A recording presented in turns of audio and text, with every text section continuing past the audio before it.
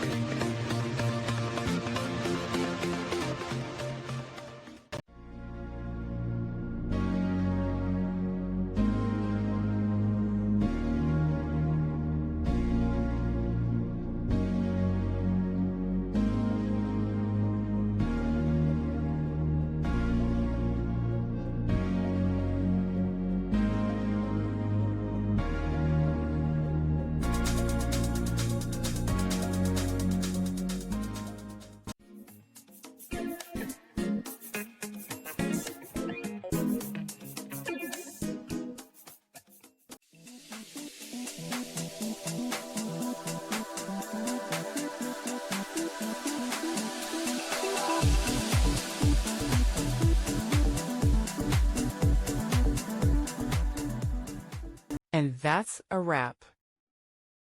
I hope you found the answer you were looking for. If you did, take a second to hit that subscribe button. It really helps out.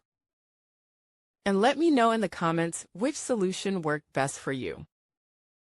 See you next time in the debug zone.